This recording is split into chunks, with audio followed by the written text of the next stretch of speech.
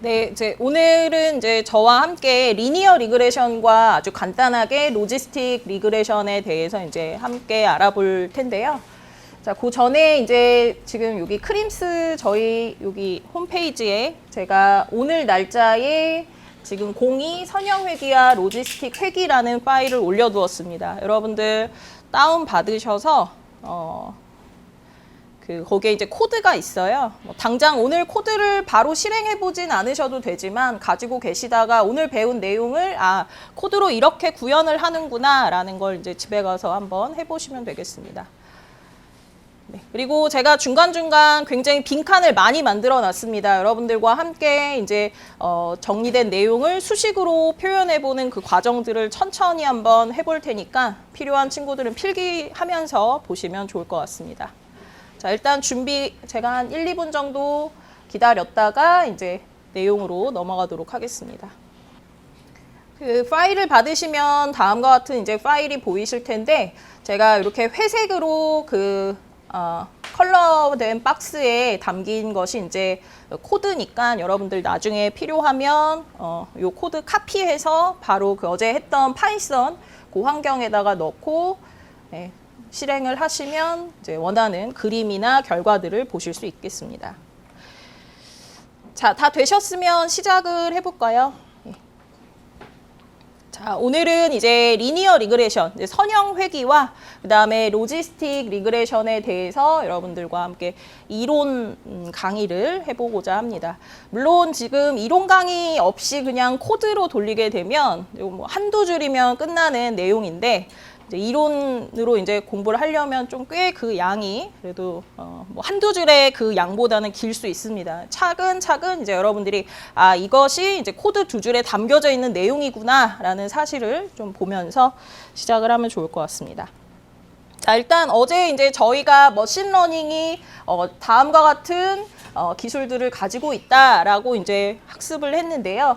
자, 머신러닝에서도 이제 슈퍼바이즈드 러닝은 주어진 데이터, 정답이 있는 데이터를 가지고 학습을 하는 방법이라고 이야기를 했습니다. 그 중에서도 이제 분류를 하는 클래시피케이션이 있고 또 회귀, 우리가 어떤 연속적인 값을 예측하는 데 활용하는 방법, 리그레션이 있다고 이제 배웠습니다. 오늘은 이 분류와 회귀에 각각에 활용되는 그 툴을, 기법을 배운다라고 생각하시면 되고요. 아주 쉽게 제가 설명을 할 텐데 아무래도 수학식에 조금 익숙하지 않은 친구들은 좀 어려울 수 있으니까 어려우면 언제든지 질문을 그때그때 해주시면 좋겠습니다. 자, 먼저 회귀라는 것을 다시 한번 우리가 이제 살펴볼 텐데요. 자, 지금 여기 보시는 그림은 공부 시간과 그 다음에 우측에 있는 결과를 보시면 매스 스코어예요. 수학 점수예요. 자, 보니까는 지금 자, 우리가 어제 시각화 배웠죠. 시각화 배운 걸 토대로 여러분들이 스터디 아워와 매스 스코어를 그림으로 그리면 자, 다음과 같은 형태로 데이터들이 분포한다라고 한번 가정을 해봅시다. 자, 그러면 우리는 일단 직관적으로 생각할 수 있는 것들이 자, 이 데이터는 대체적으로 선형적인 모습을 가지고 있다. 선형적이라는 건 이제 리니어라고 이야기를 하죠. 자, 어떤 하나의 선으로 이것들을 좀 대표해서 표현할 수 있겠구나라는 생각을 해볼 수 있습니다. 자, 그래서 이제 우리는 지금 주어진 이 데이터에 대해서 자, 리그레션을 취할 건데 그 리그레션은 자, 지금 여기 보이시는 것처럼 아직 주어지지 않은 데이터에 대해서 우리가 연속적인 형태의 값으로 예측을 하는 것이라고 이제 생각을 하시고 자, 이 문제를 한번 다시 정리를 해보도록 하겠습니다. 자, 제가 지금 무엇이라고 했냐면 이 그림은 지금 선형적인 특징을 갖고 있기 때문에 선형 직선에 근사를 하면 좋겠다라는 이제 직관을 가지고 자, 그러면 이걸 가지고 우리가 한번 리그레션 중에서도 리니어 리그레션을 한번 해보려고 합니다. 자, 이제 리니어 리그레션을 여러분들과 함께 이제 차근차근 해볼 예정인데 리니어 리그레션은 지금 제가 이렇게 크게는 총 4단계로 이제 4단계의 과정으로 한번 이렇게 구성을 해보았습니다. 자, 먼저 첫 번째는 여러분들이 이제 리니어 리그레션을 하려면 항상 데이터가 준비돼야 되겠죠. 그리고 그 데이터가 가능하면 선형 근사를 했을 때 적합한 데이터인지를 자, 미리 시각화를 해서 확인을 해보는 일이 필요할 것이라고 생각이 됩니다. 자, 여기에서 이제 주어지는 그 데이터 셋을 저는 이제 미리 주어진 기분 데이터라고 이제 여러분들에게 이야기를 하도록 하겠습니다. 자, 지금 여기 제가 조금 천천히 요 색깔을 좀 바꿔가면서 할게요.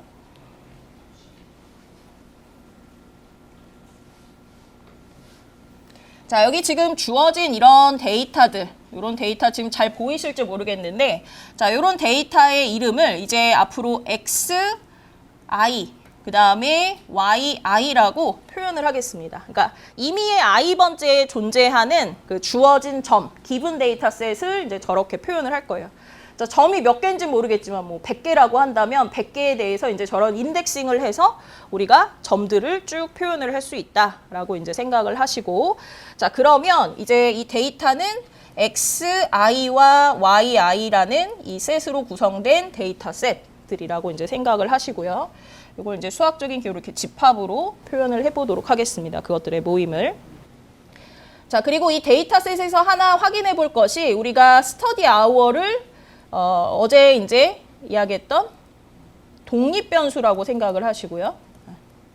그리고 이것으로 인해서 결정되는 종속변수를 여기서는 이제 매스 스코어라고 한번 생각을 해봅시다.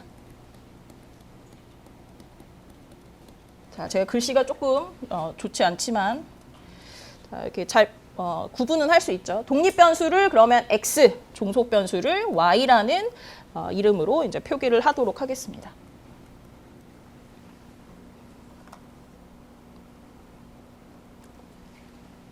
자, 그러면 이렇게 이제 데이터셋에 대한 이제 탐색이 끝났고, 이제 두 번째로 할 일은 우리가 리니어 리그레션을 위한 모델을 세팅하는 일이 필요합니다. 자, 그걸 이제 우리가 두 번째 과정이라고 이제 표현을 할게요. 자, 두 번째 과정은 여러분들이 이제 자, 이 데이터를 가장 잘 표현할 수 있는 함수를 하나 설정을 하는 일이라고 생각을 하시면 돼요. 제가 미리 우리는 리니어 리그레션을 할 것이라고 이야기를 했고, 자, 우리는 다음과 같은 어떤 선형 직선에 이 데이터를 한번 가장 잘 표현하는 이 선형 직선을 찾는다라고 한번 해보도록 하겠습니다. 그리고 이 빨강색의 직선을, 자, 우리 직선은 어떻게 표현하죠? ax 플러스 b 이런 식으로 표현을 하죠. 그렇죠? x에 대해서 우리가 선형 직선은, 자, 그리고 이것으로 나타나는 이 함수 값을, 자, 여기서는 y hat이라고 표기를 하겠습니다. 자, 그러면 예를 들어서 우리가 방금 전에 보았던, 자, 뭐 좀 구분을 위해서, 자, 요 점은 지금 우리가 x, i, y, i로 표현되었던 점인데, 자, 이 점은 지금 여기에 x축에 있는 값이 xi라는 것이고 y축에 있는 값이 yi라는 것이죠. 그런데 이제 우리가 빨강색의 직선으로 이 데이터를 이제 근사하게 되면, 자, 요 xi는 다음에 y hat i라는, 자, 함수값으로 표현이 되고, 우리는 이제, 자, 이렇게 주어진 점은 xi, yi지만 실제로 이제 전체 데이터를 모사하는 직선을 만들었을 때는 이 xi에 대한 값을 뭐라고 추정할 것이냐면 y hat i라고 규정을 하려고 합니다. 자, 그래서 이제 모델을 세팅하는 일은 사실은 되게 단순해요. 함수를 만드는 일이다. 자, 예를 들어 제가 지금은 리니어라고 얘기했지만 여러분들이 2차 함수로 우리가 근사를 한다, 회귀식을 세운다라고 하면 ax제곱 플러스 bx 플러스 c라고 하고 여러분들이 a, b, c를 찾으시면 됩니다. 자, 그러면 이제 세 번째 단계로 한번 넘어가 보도록 하겠습니다. 자, 세 번째 단계는 러닝이라는 단계로 이제 표현을 해놨는데, 자, 이 러닝은 여러분들이 지금 만들어 놓은 모델의 A와 B, 즉 미지수죠. 지금 A와 B를 찾는 일을 의미합니다. 자, 이 A와 B를 찾는 방법은 여러분들이 선호하는 방법을 선택하시면 될 텐데, 저는 잠시 후에 그레디언트 디센트 메소드를 간략하게 설명하고 그것에 대해서 이제 구해지는 과정을 설명하도록 하겠습니다. 자, 이제 그 다음에 A와 B가 결정되면 이제 여러분들은 이 전체의 파란색의 점들을 대표하는 빨강색의 직선을 찾게 되었고, 그것으로부터 이제 테스트를 할 수가 있어요. 자, 테스트는 우리가 어떤 데이터를 예측하는 그 과정으로 생각을 하시면 되겠습니다. 예측을 하고 또 실제 데이터가 얼마큼 멀어졌는지를 또 검증하는 과정일 수도 있고요. 자, 그래서 리니어 리그레션이 사실은 이렇게 이제 4단계로 구분을 해보면 별거 아닌 아주 쉬운 형태의 그런 기술이다, 테크닉이다라는 사실을 확인해 볼 수 있습니다. 자, 뒤에 가서 조금 더 디테일하게 한번 살펴보도록 하겠습니다. 자, 이제 우리는 주어진 데이터를 가지고 자, 이렇게 이제 주어진 데이터를 대표하는 빨강색의 저런 직선을 하나 만들고 싶어요. 자, 이 직선의 이름을 우리가 y-이라고 표현을 하고 ax 플러스 b라고 만약에 표현을 한다면 여러분들은 이 직선이 가장 이 파란색의 점을 대표한다라고 이야기할 수 있으려면 어떤 조건을 가져야 할까요? 자, 지금 이 빨간색 선이 파란색 점을 가장 잘 대표한다라고 이야기하려면 어떤 조건을 만족해야 되죠? 아주 쉽게 파란색 점이 빨간색 직선과 가까이 있어야 돼요. 그런데 한 개가 아니라 굉장히 여러 개의 점이 가능하면 가장 가까이 있도록 규정을 해야 합니다. 자, 그래서 이제 우리는 조금 더 디테일하게 자, 이 직선의 A, B를 어떻게 잘 찾을 수 있는지, 어떤 방식으로 잘 찾아야 되는지에 대해서 이제 한번 이야기를 해보도록 하겠습니다. 아, 그 전에 지금 제가 A와 B라고 쓴 이 값은 앞으로 이제 파라미터라고 부를 거예요. 이 용어니까 기억을 해두시고요. 자, 그러면 이제 리니어 리그레션에 대해서 조금 더 구체적으로 우리가 정리를 해보도록 하겠습니다. 자, 아까 이야기했듯이 우리에게는 이제 주어진 데이터셋이 있고요. 자, 여러분들은 이 데이터셋을 가장 잘 대표할 수 있는 함수를 선택을 해야 돼요. 자, 지금은 리니어 리그레션을 보고 있으니까 y-은 ax 플러스 b를 이제 찾는 일을 해야 하고, 자, 가장 좋은 함수는 그럼 무엇일까? 자, 아까 계속 반복해서 얘기했지만 우리가 데이터를 가장 잘 대표하는 함수이면 돼요. 자, 그러면 이 데이터가 함수를 잘 대표하려면 이 데이터에 있는 y값과 함수, 새롭게 예측된 이 모델의 함수값 사이에 간격이 좁아야 합니다. 그쵸? 직관적으로 봤을 때. 그래서 그것을 이제 수학적으로 정의하기 위해 제가 로스와 코스트를 정의하도록 하겠습니다. 자, 먼저 로스라는 것은 자, 한 점에서 발생하는 차이, 오차를 표현하는 값이라고 생각을 하시면 좋겠습니다. 자, 그럼 오차를 표현할 때는 우리가 주어진 점 yi와 그 다음에 이 함수에서 발생한 y hat 사이에 이 차이, 절대값으로 표현할 수도 있지만 나중에 이제 우리가 이 로스라는 함수를 가지고 해를 구할 때 조금 이제 이렇게 편리하게 계산을 하기 위해서 우리가 절대값이 아닌 자, 이 크기만 이제 우리가 표현을 할 수 있으면 되는 거잖아요. 크다, 작다의 형태. 그래서 이제 제곱 함수를 사용해서 로스를 정의하고 자, 이걸 가지고 이제 코스트를 정의해 보도록 하겠습니다. 자, 한 점에서의 로스가 작은 것이 중요한 게 아니라 모든 점에서의 로스가 작도록 표현되는 것이 필요하기 때문에 우리는 이제 코스트라는 함수를 새롭게 정의할 것이고 이것은 로스의 평균값이라는 것으로 이제 표현을 하려고 합니다. 자, 로스의 평균값이 되려면 지금 로스라는 함수가 한 점에서 다음과 같이 정의되고 있기 때문에 자, 주어진 점들, 모든 점에서의 로스들의 합의 n분의 1로 곱을 해주면 우리가 이제 전체 차이의 그러니까 오차의 평균을 구할 수가 있겠죠. 로스의 평균.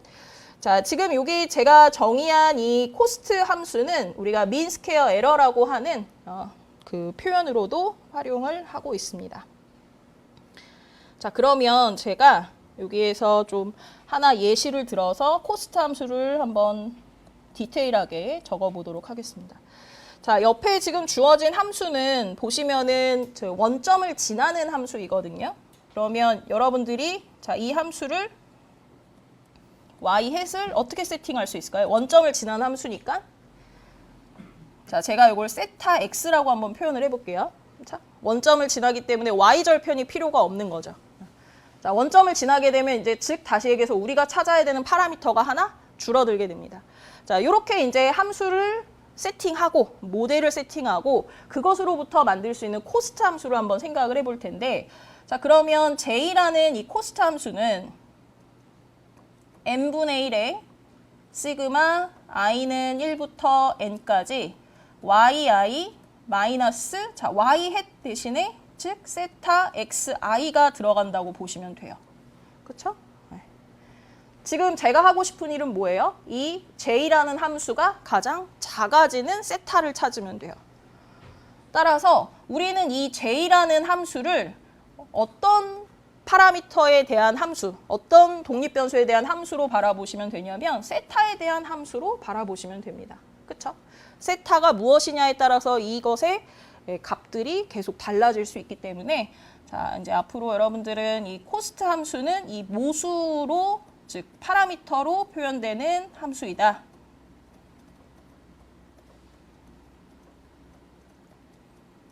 이런 형태로 이제 정의가 될 수 있어요. 모델이 바뀌면 이 안에 있는 요 값들도 따라서 바뀐다고 생각을 하시면 되겠습니다.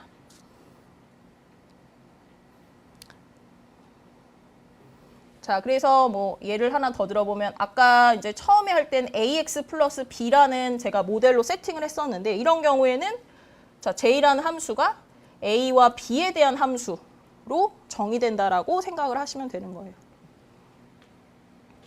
자, 그러면 이제 뒤로 한번 넘어가 보겠습니다. 자, 지금 이제 제가 쭉 혼자만 설명을 했으니까 여러분들이 한번 예제를 통해서 로스 펑션을 기술을 해보고 이것에 대한 로스 펑션을 한번 그림으로 표현을 해보세요. 파이썬으로 바로 그릴 수도 있지만 여러분들 그 손으로 한번 머릿속으로 생각해서 이 그림을 그려보시면 좋겠습니다. 자, 데이터 샘플이 하나만 존재를 해요. 하나만 존재할 때의 로스 펑션을 기술해보자. 아, 여기에 대한 우리가 모델을 세팅을 안 했네요. 모델을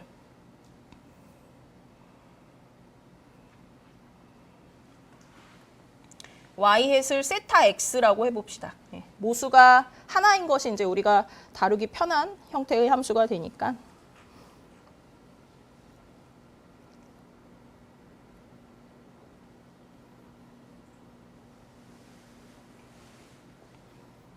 자, 너무 쉽나요? 자, 로스 펑션은 그러면 어떻게 될까요? 점이 하나니까 자, 우리가 1에 대한 로스 펑션 하나만 존재를 할 겁니다. 뭐 1이라는 걸 생략하고 쓰셔도 되고요. 그러면 자, 어떻게 정의했었죠? y 마이너스 y 햇의 제곱으로 정의했기 때문에 3 마이너스 세타 곱하기 자, x는 1 이렇게 이제 정의가 되는 거죠. 그렇죠?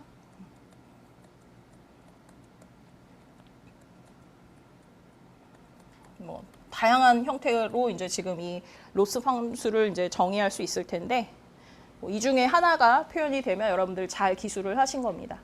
자, 이렇게 이제 점 하나에 대한 로스 펑션이 기술이 됐다면 이제 여러분들은 자, 이 로스 펑션을 한번 그림으로 그려보시면 좋겠습니다. 자, 이때 x축은 세타로 왜냐면 세타는 변할 수 있는 값인 거니까 세타로 그 다음에 y값은 로스 함수에 대한 형태로 한번 그림을 그려보시죠. 제가 요거는 이렇게 세타에 대한 함수로 바꾸어서 표현을 정의할게요.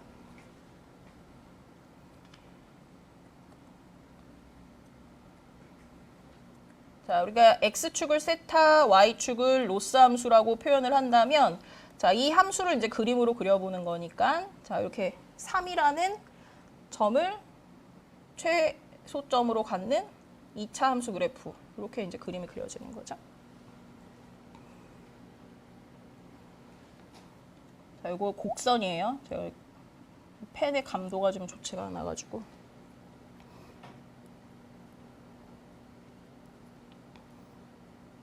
자, 지금은 이제 데이터 샘플이 하나이기 때문에 여러분들이 이 데이터 샘플을 대표하는 직선 y 햇을 만약에 찾게 되면 즉, 자, 로스 펑션을 가장 최소로 할 수 있는 세타를 찾으시면 되는 겁니다. 그렇죠? 직관적으로 봤을 때. 자, 그러면 지금 로스 함수를 가장 최소로 만들 수 있는 세타는 무엇이 될까요? 그림으로 그려봐서 알겠지만 언제가 가장 최소가 되죠? 3일 때가 가장 최소값을 갖겠죠.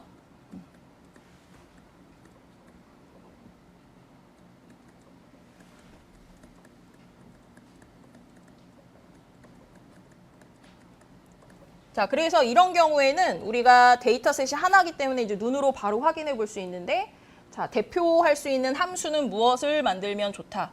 y햇을 3x로 만들면 좋겠다라는 이야기를 해볼 수 있는 거예요. 자, 분명 설득력이 있죠, 그렇죠? 오차를 가장 줄일 수 있는 함수를 찾았어요. 자, 그러면 자, 요 그림은 지금 여기 코드 그대로 하시면 지금 제가 빨강색으로 그려놓은 그림 그대로 얻으실 수 있습니다. 자, 이번에는 그러면 자, 제가 파이썬으로 그린 그림을 토대로 다시 한번 정리를 해볼게요. 자, 로스 펑션에서 로스가 가장 최소가 되는 세타는 방금 전에 이야기했듯이 3이다. 자, 그래서 데이터 샘플을 가장 잘 표현하는 세타는 로스 펑션을 최소화시키는 3이 되겠다.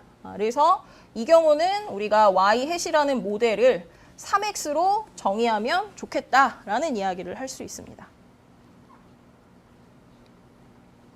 자, 여기까지 이해가 되셨으면 자, 요거 잠시만 뛰어넘고요. 네, 자, 뛰어넘지 말고 여기서 바로 진행을 하겠습니다. 제가 방금 전에는 여러분들에게 이 세타가 3이라는 것을 이렇게 그림으로 그려서 최소값을 갖는 점을 바로 이제 계산을 했습니다. 혹은 여러분들이 뭐 미분을 해서 극소점이 되는 점을 찾아서 계산을 할 수도 있겠죠. 자, 그런데 사실은 이게 점이 하나가 아니고 여러 개가 모여서 이제 코스트 펑션을 가장 미니마이즈하는 세타를 찾게 될 때는 이렇게 우리가 눈으로 보거나 손으로 구해 보는 것이 어려울 수가 있어요. 그래서 이런 경우를 대비하기 위해서 이제 우리가 무엇을 사용을 하냐면 수치 방법을 사용을 합니다. 그래서 이 장에는 지금 제가 이 수치 방법으로 세타를 구하는 것을 좀 간단하게 한번 소개를 해보고자 합니다.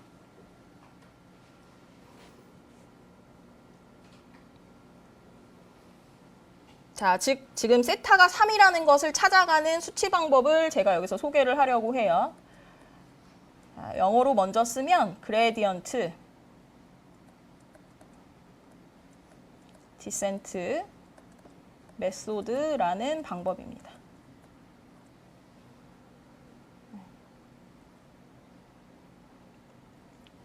자, 이거를 번역을 하면 경사, 하강 법이라고 표현을 해요.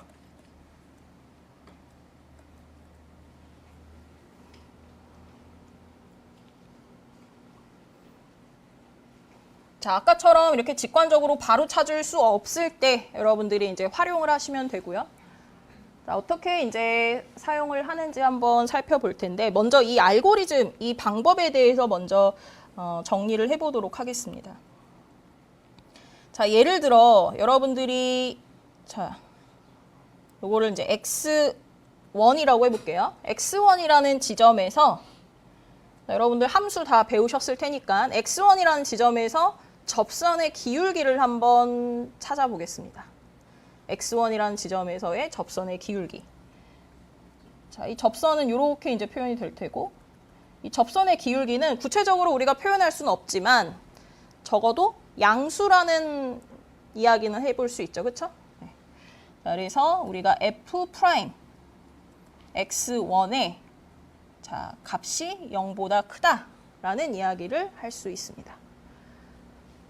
자, 이번에는 반대로 우리가 즉 세타 지금 3인 그 지점을 기점으로 반대쪽에서 한번 생각해 볼게요. 이번엔 요 지점. x2라고 해볼 텐데, 자, 이 x2에서의 접선의 기울기를 한번 또 생각을 해볼까요?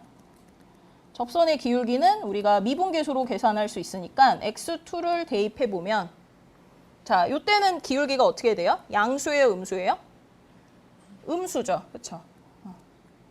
자, 지금 보니까는 자, 이렇게 볼록한 형태의 함수에서 자, 가장 최소점인 지점을 기점으로 오른쪽은 기울기가 양수, 왼쪽은 기울기가 음수라는 사실을 우리가 이 함수로부터 확인을 할 수 있습니다. 자, 그리고 지금 이 특징을 갖고 있는 함수에서 우리가 하고 싶은 일은 자, 여기에 있는 가장 최소점을 찾는 일이에요. 자, 그러면 이걸 어떻게 찾을 수 있을까? 자, 지금 우리가 최소점으로 다가가려면요. 자, 요게 기울기가 양수죠. 양수의 자, 이게 양수기 때문에 이렇게 한번 볼게요. 이쪽으로 움직이면 돼요. 이쪽으로 움직이도록. 자, 제가 만약에 x1이라는 지점에 있는데 자, 요 스타라는 점으로 지금 이동을 하고 싶어요. 그러면 기울기가 다시 얘기하면 기울기가 양수인 지점에서 양수인 접선의 기울기를 갖고 있는 지점에서는 왼쪽으로 이동을 하면 우리가 스타에 가까워질 수 있습니다.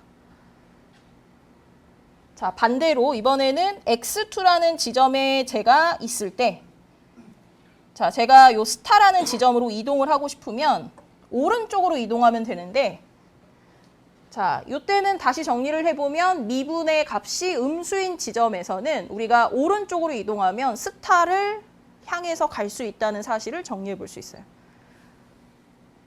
자, 이건 여러분들이 이렇게 생각하시면 돼요. 어떤 산을 이제 내려오는데 자, 산에 지금 있어요. 산에서 이제 내려와요. 저 밑에 지평, 저 가장 이제 아래에 있는 저 지점으로 마을로 내려오는데 자, 우리가 가장 빨리 내려오는 방법은 무엇일까를 지금 고민하고 있는 거예요. 내가 지금 가장 그 최저점인 지점으로부터 자, 우측의 존재를 하면은 우리가 왼쪽으로 움직이면 왼쪽으로 이동을 하면 되는 것이고 반대로 좌측의 존재를 하면 왼쪽으로 이동하면 된다라는 사실이죠. 자, 그래서 우리가 이 사실을 수학적으로 한번 표현을 해볼 텐데요. 자, 제가 x1이라는 지점을 가지고 한번 표현을 해볼게요. x1이라는 지점에서 저는 왼쪽으로 이동을 하고 싶습니다.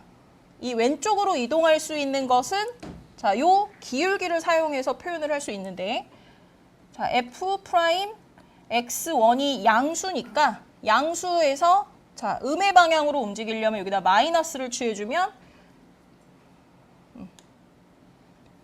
자, 이렇게 마이너스를 취해주면 우리가 어떻게 되죠? x1에서 음의 방향으로 이동을 하는 과정을 만들어낼 수가 있어요. 자, 그것이 얼마큼인지는 모르겠지만 그러면 이 x1에서 이렇게 이제 이동을 했을 때 새로운 x1 프라임을 만들어낼 수가 있겠죠. 자, 그러면 그런 방식으로 여기서 다시 기울기를 계산해서 기울기가 만약에 양수이면 그것의 반대 방향으로 이동을 하면 계속해서 어디로 이동할 수 있냐면 좌측으로 이동을 할 수가 있어요. 자, x2도 그렇게 생각을 해볼게요. x2라는 지점에서는 저는 우측으로 움직여야 이 스타에 향할 수 있는데 자, x2에서 우측으로 향하려면 우리가 이 기울기를 활용해서 표현을 했을 때 자, 기울기가 음수니까 어때요? 양의 방향만큼 움직여야 되는 거죠. 우측으로 이동을 하려면. 그래서 그것의 반대 부호를 이렇게 빼주게 되면 여러분들이 우측으로 이동하는 형태를 구현을 할 수 있습니다.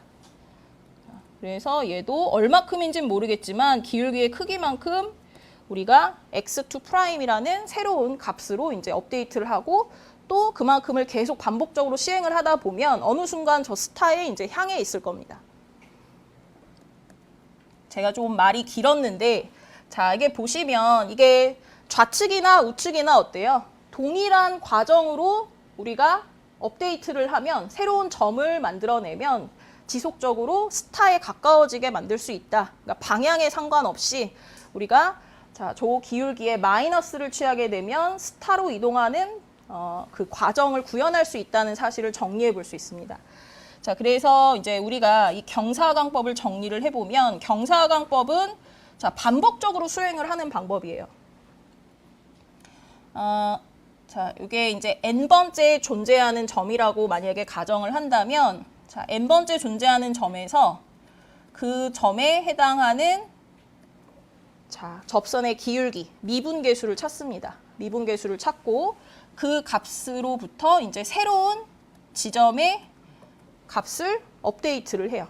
자, 이게 이제 좀 잘 이해 안 되시면 이렇게 화살표로 한번 표현을 해보겠습니다. 그리고 이것을 여러분들이 자, forup로 한번 표현을 해볼게요. 반복적으로 이제 수행을 하다 보면, 자, 그것이 이제 얼마일진 모르지만 굉장히 이제 많이 수행을 하면, 자, 제가 이거 숫자는 그냥 임의로 적은 거예요. 많이 수행을 하다 보면 어떻게 돼요? xn 플러스 1이라는 값은 점점 이 스타에 가까워지게 됩니다. 자, 그런데 지금 이렇게 이제 이동을 하면 우리가 되겠다라는 사실까지는 알았지만 이런 식으로 이동을 하게 되면 미분계수의 값에 따라서 때로는 얘가 다음, 자, 이쪽으로 확 넘어가게 되는 경우가 생길 수 있어요. 너무 그 값이 커서 혹은 너무 값이 작아서 조금씩 천천히 이동을 할 수도 있고, 그래서 그것을 컨트롤하기 위한 파라미터로, 자, 여기에 이제 제가 에타라는 기호를 쓸 텐데요. 자, 이렇게 이제 조금 조정 그 값을 여기다 넣어주는 거예요. 에타를 넣어서 우리가 이제 조론 함수, 자, 이렇게 우리가 이제 저런 함수 컨벡스 펑션이라고 하는데, 컨벡스 펑션의 형태에서 우리가 최소 값을 찾아갈 때 다음의 과정을 반복적으로 수행하면 최소 값을 구해 갈 수 있다라는 사실을 정리해 볼 수 있습니다.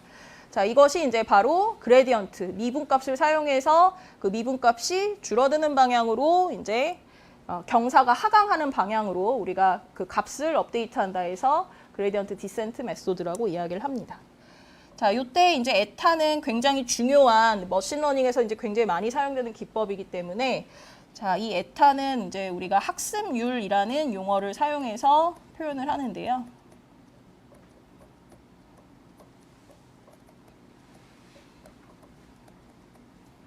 자, 요거는 이제 러닝 레이트라고 이야기하기도 합니다.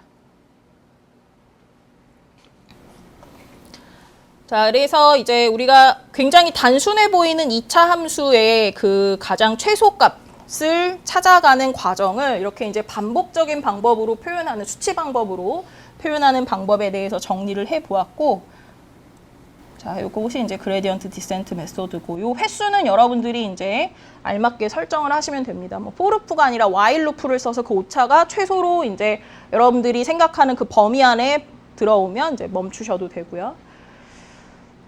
자, 그리고 다시 정리를 하면 요게 이제 여러분들이 존재하고 있는 위치, 그리고 자, 요것을 일종의 이제 여러분들이 향해야 되는 방향이라고 생각하시면 돼요. 방향의 반대값이죠. 그리고 에타를 보폭이라고 생각하시면 됩니다. 그래서 산을 내려오는데 여러분들이 에타만큼의 보폭으로 방향은, 자, 미분값의 반대 방향으로 내려오게 되면 어느 순간 여러분들은 가장 그 이제 산을 다 내려와서 산을 다 내려온 저 X 스타라는 지점에 이제 존재를 하게 된다라고 이야기를 할 수 있게 됩니다. 자, 제가 수식도 많고 말이 좀 이렇게 좀 지저분했는데 좀 이해가 좀 되시나요? 그러니까 그 어떤 요렇게 이제 계산을 하는 거다 정도의 개념을 좀 이제 탑재를 하시면 됩니다. 질문 있으신가요? 자, 그래서 지금, 자, 그래서 우리가 이것을 어디에 적용해 봐야 되냐면, 방금 전에, 자, 여기, 이 지금 요 함수에 방금 전에 그, 적용했던 그레디언트 디센트 메소드를, 배웠던 그레디언트 디센트를 여기에 이제 적용을 해서 한번, 해결을 해보려고 합니다. 자, 지금 공간이 없어서 여기에 바로 이제 적어서 한번 이야기를 해볼게요. 자, 일단은 지금 우리가 y-이라는, 이거는 이제 y-이 아니라 지금 뭐죠? 로스 함수죠. 로스 함수는, 자, 세타 함수로 정의되어 있는데, 자, 이 함수가 어떻게 생겼었죠? 세타 마이너스 3의 제곱으로 정의가 됐었죠. 얘는 다행히 점이 하나여서 우리가 평균값을 구한 이제 코스트를 사용하지 않고 그냥 바로 저 함수를 사용을 하면 됐습니다. 자, 그리고 저는 무엇을 찾고 싶어요? 이 최소값을 찾고 싶어요. 그러면 이제 그레디언트 디센트 메소드에 의하면 여러분들이 이제 어떻게 계산을 하면 된다. 자, 세타를 업데이트 하는데 n 플러스 1이라고 해볼게요. 자, 이것을 업데이트 하는데 이전의 세타에서 마이너스, 자, 보폭은 여러분들이 설정하시면 돼요. 에타. 보폭을 설정하고 방향은 어떻게 간다? 여기에 뭐가 들어갈까요? L 프라임 세타 n이 들어간다고 생각하시면 돼요. 이제 요 함수가 L이니까 F가 아니라 자, 여기에 이제 내가 산을 내려가는 방향을 결정하는 이제 값이 L이라는 함수로 표현이 된다라고 보시면 됩니다. 자, 구체적으로 지금 주어진 함수에 적용을 해서 표현을 하면 에타의 자, 요 함수를 미분한 값이니까 어떻게 쓸 수 있어요? 2배의 세타 마이너스 3이라고 표현할 수 있겠죠? 그렇죠? 그래서 이렇게 계속 업데이트를 반복적으로 이 과정을 수행하다 보면은 그 값이 어느 순간 3으로 향해 있다는 사실을 여러분들 확인해 보실 수 있어요. 자, 지금 함수 보시면 세타 n 마이너스 에타 곱하기 2 곱하기 세타 마이너스 3 이렇게 이제 표현이 됐습니다. 자, 요것을 우리가 한번 코드에서 확인을 해 보겠습니다. 자, 여러분들이 이제 방금 전에 보셨던 그 과정을 이제 코드로 구현한 내용이고요. 자, 일단은 세타라는 것은 이제 처음에 이제 시작점이 이제 필요해요. 산에 지금 내가 어디에 위치해 있는지를 이제 정의해야 내려올 수 있잖아요. 그 지점으로부터. 그래서 이게 이제 세타의 초기값이라고 생각하시면 되고요. 자, 그리고 요것이 이제 러닝 레이트입니다. 러닝 레이트는 학습률. 자, 이게 좀 어려우면 보폭이라고 생각을 하세요. 산을 내려오는데 내가 보폭을 얼마큼 할까? 이 보폭이 너무 크면 자, 산에 밑으로 내려오지 못하고 다른 옆쪽에 또 위치로 이동할 수 있기 때문에 적당한 크기가 굉장히 중요합니다. 자, 요 크기는 사실은 경험적으로 이제 보통 설정을 하기 때문에 우리가 이것을 이제 다른 말로는 하이퍼 파라미터라고 이야기하기도 해요. 그러니까 우리가 파라미터라는 정의를 이제 아까 배웠었잖아요. A와 B라는 그 함수에 그 있는 개수를 파라미터라고 했는데 그것과 달리 얘는 이제 우리가 최적회를 구하기 위해서 사용을 해야 되는 나름의 사용자 정의 변수라는 거죠. 매개 변수. 자, 그래서 이것을 이제 학습률. 여러분들이 생각하기에 이 학습률이 너무 크다 그러면 좀 줄이고 너무 작다 그러면 늘리시면 됩니다. 너무 작으면 이제 오래 걸리겠죠. 산을 이제 쭉 내려오는데. 자, 그리고 얘를 하이퍼 파라미터라고 이야기합니다.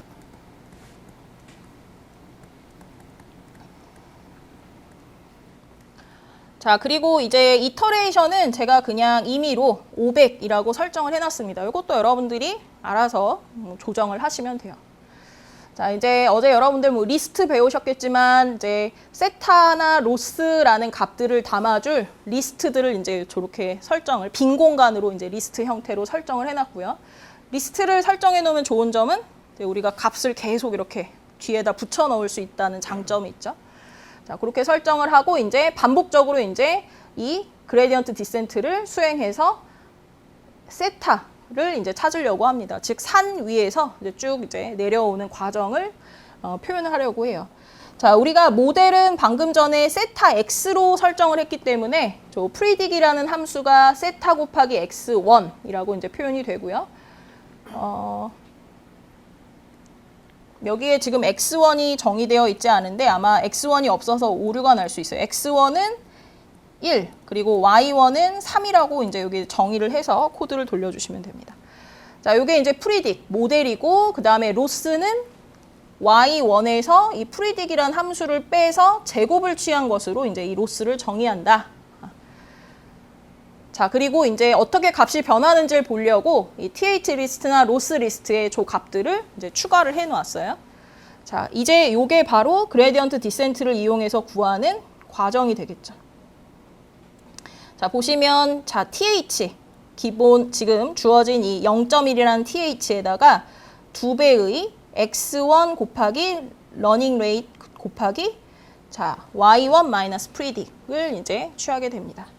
자, 이거 잠깐만 앞에 다시 보면은 제가 여기서 설명했던 요 내용 있죠. 요것이 이제 저기에 표현이 됐다라고 보시면 되겠습니다.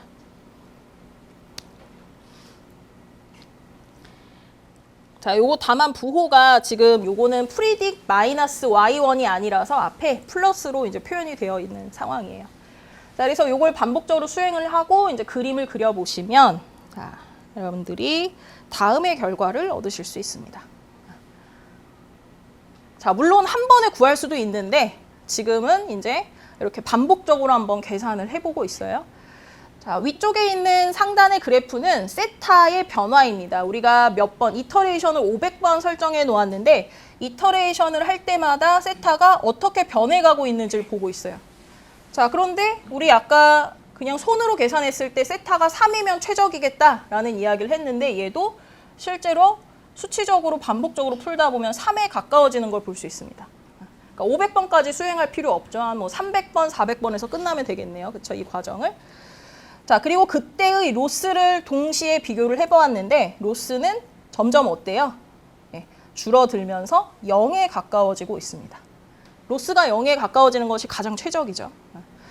자, 그래서 지금 이제 우리가 동일한 결과를 얻는데 이렇게 손으로 한번 최소값을 계산하는 과정과 그 다음에 이렇게 그레디언트 디센트 메소드라는 수치 방법을 이용해서 구하는 과정을 자, 여러분들이 이해를 돕기 위해 점 하나로 제가 표현을 해봤어요. 점 하나. 자, 그런데 이제 여러분들이 데이터 샘플을 하나만 다루겠습니까? 그렇지 않죠. 데이터 샘플이 이제 여러 개일 때는 어떻게 해야 하는가? 자, 이 데이터 샘플이 이제 지금은 3개로 주어졌을 때 학습이 진행되는 모습을 제가 여러분들이 확인할 수 있도록 코드로 이렇게 실어 두었습니다. 자, 요 첫 번째 있는 것은 여러분들 어제 def라는 거 배우셨나요? 함수 정의하는 거? 예. 자, 요 함수를 미리 정의를 해 두었어요. 자, 그래서 로스 펑션을 그림 그리는 함수입니다. 요걸 사용하면 로스 펑션을 여러분들이 주어진 영역에서 그림을 그릴 수가 있는데요. 자, 로스 펑션 여기 보시면 이렇게 y 마이너스 세타 x의 제곱으로 이제 표현되는 걸 볼 수 있고요. 자, 그 다음에 이제 트레이너라는 건 이제 학습을 하는 그 과정을 제가 요 함수에 담아 두었습니다. 아까랑 비슷하게 초기값 세타는 0.1. 자, 산에 이제 0.1이라는 지점에서 이제 내려올 거예요. 아래로 내려오는데 우리 방금 전에 배웠던 자, 요 과정. 그레디언트 디센트 과정을 이용해서 구하는 과정으로 표현을 해 두었습니다. 결과를 한번 보도록 하겠습니다. 자, 그리고 그것을 이제 실행한 후에 여러분들이 실제 함수를 한번 파이썬에다가 그려보시면, 실행해 보시면 저런 이제 우측의 그림을 구하실 수가 있습니다. 점이 3개였잖아요. 점이 3개였기 때문에 3개에 해당하는 로스 함수들이 각자 다르죠. 그쵸? 네. 그래서 그때 발생하는 로스 함수들이 이렇게 이제 그림으로 그려졌고 그 로스 함수의 최소점을 구해가는 그 과정을 저렇게 점으로 표현을 해보았습니다. 자, 지금 보니까 0.5,1.5라는 이 함수는 우리가 그레디언트 디센트를 사용했을 때 굉장히 천천히 최소값으로 이동하는 모습을 볼 수 있고요. 두 번째 1,3일 때는 조금 그래도 그 함수의 기울기가 커져서 그런지 몰라도 자, 이렇게 굴곡이 커져서 그런지 몰라도 조금 더 빠르게 최소값으로 수렴하는 걸 볼 수 있습니다. 자, 그에 반해 2,6이 지점은 굉장히 빠르게 한 3-4번 만에 최소값으로 쭉 수렴하는 것을 볼 수 있었습니다. 자, 그래서 이제 여러분들은 요 3개의 지점이 모두 최소점을 만족하는 최적의 세타를 찾는 일이 이제 바로 모델을 프리딕하는 것이다 라고 이제 이야기를 할 수 있겠습니다. 자, 요게 이제 일련의 과정을 요 그림으로 실어 놓은 것이고요. 지금 이제 이 코드는 점이 지금 3개인데 점을 이제 하나씩 돌아가면서 세타를 업데이트하기 때문에 아까와는 좀 다른 결과를 보실 겁니다. 자, 점이 이제 아까 0.5, 1.5, 그 다음에 0.5,1, 1,2, 2, 제가 반대로 얘기했나요? 0.5, 1.5, 그 다음에 1,3, 2,6을 자, 이렇게 순차적으로 돌면서 발생하는 그림이기 때문에 로스가 지속적으로 줄어드는 것이 아니라 왔다 갔다 하면서 이제 최소점을 맞춰가는 그 과정을 그림으로 보실 수 있습니다. 자, 그런데 지금 14번밖에 수행을 하지 않아서 세타가 어디에 수렴하는지 정확하게 확인할 수는 없지만 여러분들이 이 14번 이상으로 이제 그 반복을 수행하시면 자, 주어진 점 3개를 대표할 수 있는 세타가 어디에 이제 발생을 하는지 확인을 할 수 있을 것입니다. 자, 그리고 여기 코드에서도 마찬가지로 우리가 배웠던 이 내용을 그대로 담아서 그려지고 있죠. 자, 그런데 이 코드에서 잠시 이제 여러분들이 확인해 보실 내용이 하나 있는데요. 여기 이제 에포크라는 이제 용어를 하나 사용을 하고 있습니다. 자, 아마 머신러닝을 공부하다 보면 이 에포크라는 단어 혹은 이터레이션이라는 단어를 심심치 않게 보실 텐데, 자, 이 에포크라는 것은, 자, 요거는 여러분들이 가지고 있는 데이터를, 전체 데이터를 한 바퀴 돌 때 우리는 에포크 1이라고 이야기를 해요. 자, 에포크 2면 전체 데이터를 2번 도는 거죠. 이 반복을. 그러니까는 에포크 1이면 지금 점이 3개니까 3번 이제 이터레이션을 한 거예요. 에포크 2면 점이 점을 6번 이제 돌아서 세타를 업데이트 했다라는 거죠. 그렇게 이제 인지를 하시고 사용을 하시면 됩니다. 코드에서. 지금 보시는 거는 제가 지금 단순히 코드에 있는 점들을 순차적으로 내놓고 그것을 이제 세타를 업데이트하는 데 사용을 해서 저렇게 이제 왔다 갔다 하는 로스의 그 경향을 볼 수 있는데요.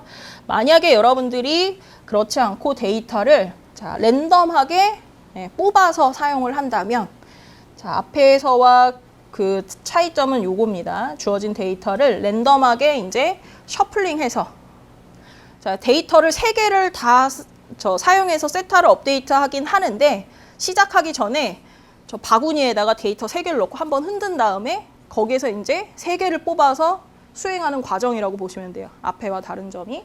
그렇게 하면 조금 로스들이 아까와 다르게 이렇게 어떤 패턴을 갖는 형태들은 좀 줄일 수가 있습니다. 셔플링, 랜덤하게 이제 섞어서 이제 선택하였기 때문에. 자, 뭐 세타는 여기서도 지금 조금 더 충분히 이터레이션을 돌려야 수렴하는 세타를 얻을 수 있을 것이라 생각이 됩니다. 자, 그래서 요 2개의 과정은 한번 여러분들이 꼭 파이썬으로 실행을 해보시고 여기에 있는 내용 정도는 그래도 적어도 이해할 수 있는 정도로 공부를 해놓으시면 어떨까 싶습니다. 자, 그래서 다시 한번 이제 아까 나왔던 용어에 대해서 이 그림으로 살펴보면 여러분들이 전체 데이터셋을 한 바퀴 다 돌아서 학습을 하면 우리가 이제 원 에포크라고 이야기한다. 자, 요거 데이터셋을 2번 돌면 2 에포크, 3 에포크. 이제 어떤 내용인지 이제 알겠죠? 머신러닝에서 굉장히 많이 나오는 용어입니다. 자, 그리고 이 데이터 전체 셋을 우리가 이렇게 쪼개서 사용을 할 수 있어요. 훈련을 하는데. 자, 요 배치 사이즈를 이제 어떻게 하느냐에 따라서 이 쪼개는 크기가 달라질 텐데, 여러분들이 예를 들어 전체 데이터셋이 100개인데, 자, 요게 100개예요. 100개인데, 자, 배치 하나의 사이즈를 10개로 하면 총 1, 2, 3, 4, 5, 6, 7, 8, 9, 10 10개의 블럭으로 이제 뭘 할 수 있냐면 세타를 업데이트 하는데 사용을 할 수도 있습니다. 요거는 나중에 여러분 조금 더 공부를 하게 되면 이제 살펴보시고요. 자, 그때 이제 이렇게 하나 블럭별로 학습을 취하는 것은 이제 미니 배치를 사용해서 학습한다라고 이야기하기도 합니다. 자, 그리고 그건 이외에 그냥 단순히 하나의 데이터로 학습을 하게 되면 원 이터레이션이라는 용어를 쓰니까 여러분들이 용어들도 잘 알아두면 코드를 이해하는데 훨씬 편리해지거든요. 그래서 이 용어의 구분을 기억해 두시면 좋겠습니다. 자, 여기까지 혹시 질문이 있으실까요? 제가 좀 빨리 진행을 하긴 했는데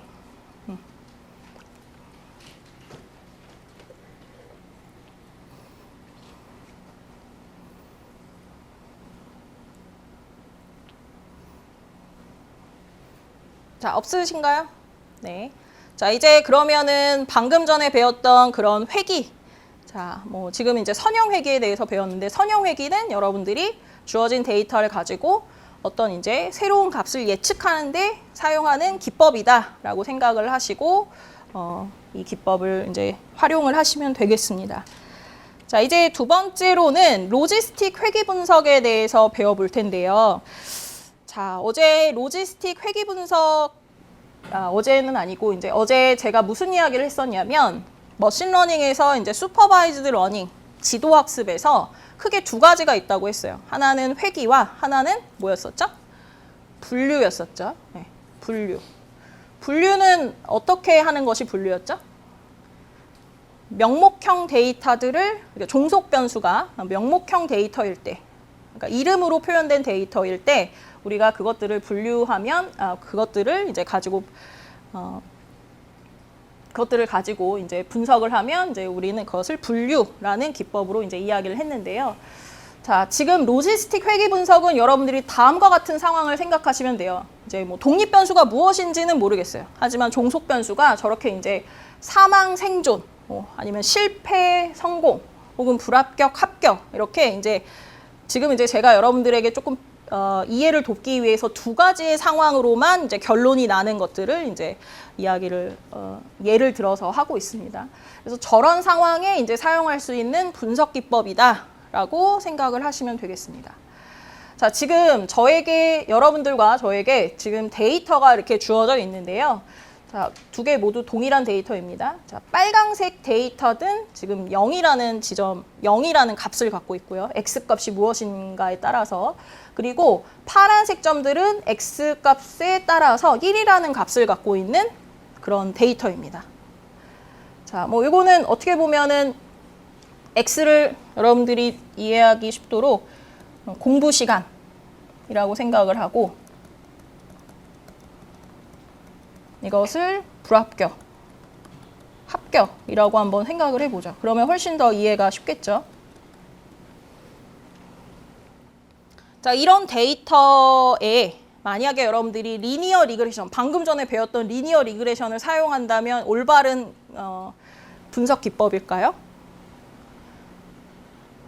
아니죠. 리니어 리그레션은 자, 여러분들이 어떤 연속적인 함수의 값을 예측하고 싶을 때 사용을 하는 것이기 때문에 자, 이 데이터의 리니어 리그레션을 사용한다는 것은 이 전체 데이터를 어떤 하나의 직선으로 근사하고자 하는 것이기 때문에 조금 함수의 결과에 우리가 활용도가 좀 떨어지겠죠. 예를 들어 여기 지금 파란색으로 함수를 이제 예측을 해놓고 그것에 대한 함수값을 찾게 되면 자, 이 값이 되는데 이 값은 그러면 여러분들 합격이라고 표현할 건가요? 불합격이라고 표현할 건가요? 그렇죠? 네, 애매해지잖아요. 그래서 이런 어떤 우리가 명목형, 그러니까 분류의 이제 형태를 띄지 않는 데이터에는 리니어 리그레션 적합하지 않고 이제 지금 배우는 로지스틱 리그레션이 이제 좋다라고 이제 이야기를 하고 시작하려고 합니다.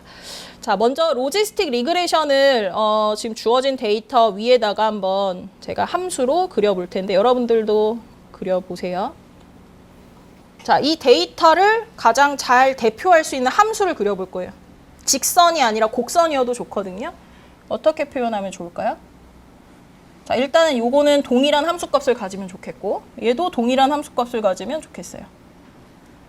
자, 그런데 이 중간은 어떻게 연결을 하면 좋을까요? 어느 정도의 오차는 생각하면서 이런 형태로 이어주면 자, 이 함수는 우리가 x가 어떤 것이느냐에 따라서 0 혹은 1이라는 값을 조금 더 이전보다 확실하게 알려줄 수 있는 함수가 되겠죠. 그래서 이런 형태의 이제 함수를 찾는 일이 바로 오늘 이제 배우는 로지스틱 리그레션이라고 생각을 하시면 되겠습니다. 둘을 이제 잘 구분하실 수 있을까요? 예. 자, 그러면 로지스틱 리그레션을 이제 이야기하기 위해서 제가 오즈비, 승산율이라는 것을 하나 정의해 보도록 하겠습니다. 자, 오즈비라는 것은 실패 확률 분의 성공 확률을 이야기를 합니다. 자, 예를 들어 성공을 P라고 한다면 오즈비는 어떻게 정의할 수 있어요? 1-P분의 P라고 이야기할 수 있습니다. 물론 지금 제가 여기서 이야기하는 건 이 상황이 성공 혹은 실패라는 두 가지 조건에서 이야기할 때를 이제 가지고 오즈비를 이야기하고 있습니다. 자, 그리고 이 오즈비라는 정의를 가지고 이제 로짓 함수라는 것을 정의해 볼 텐데요. 로짓 함수라는 건 이 오즈비에 로그를 취한 값이에요. 자, 그럼 로그를 취해서 한번 여러분들 써볼까요? 로고를 취해서 써보면 자, 요게 바로 여러분들이 정의할 수 있는 로짓 함수다 라고 기억하시면 됩니다.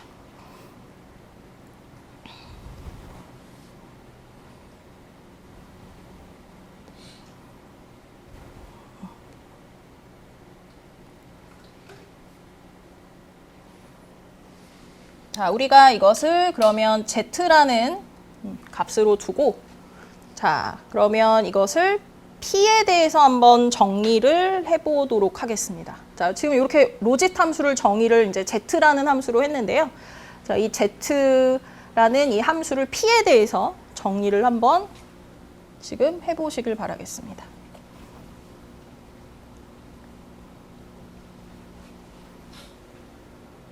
자, 정리해 볼 수 있죠. 1-p분의 p는 익스포넨셜 z. 자, 차근차근 한번 해보세요.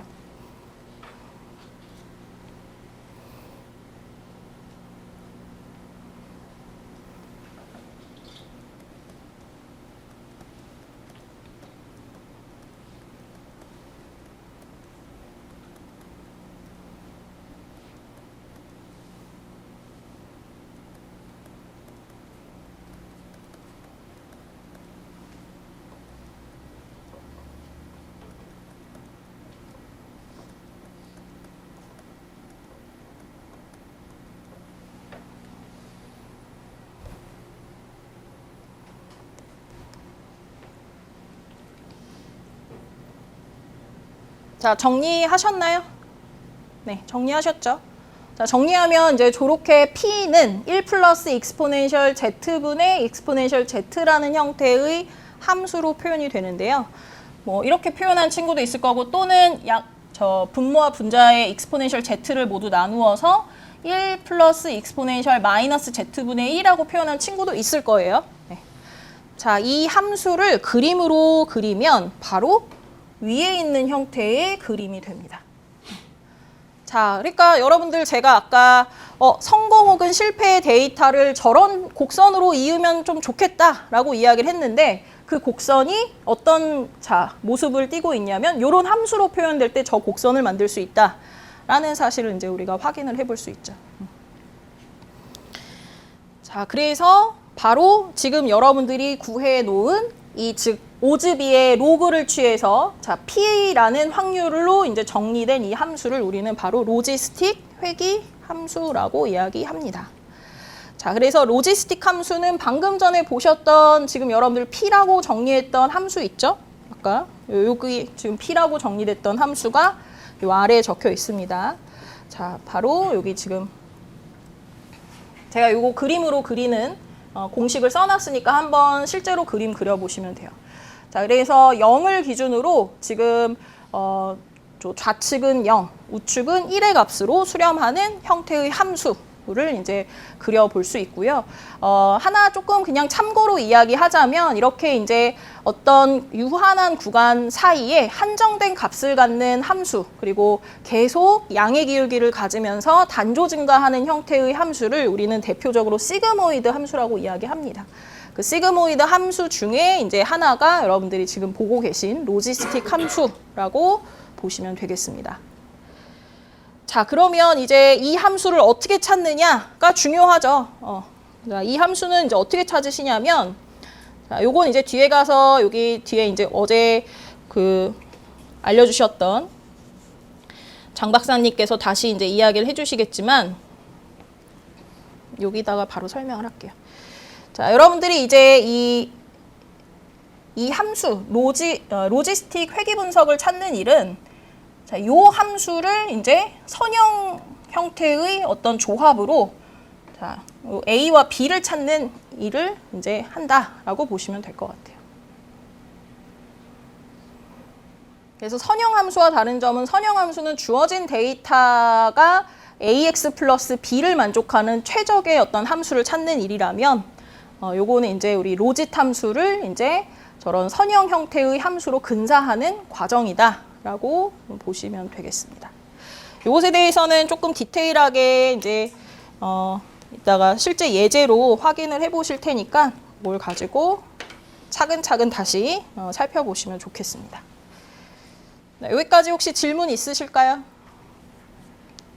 자, 수식이 조금 많긴 했지만 여러분들이 머신러닝을 공부할 때 좀 단순히 코드 몇 줄로 그냥 그 공부를 끝내는 게 아니라 다음처럼 이런 그 과정들을 이렇게 쭉 한번 학습을 해놓으면 나중에 더 나은 방법을 개발할 때 혹은 또 새로운 기술을 이해할 때 많은 도움을 받을 수가 있습니다.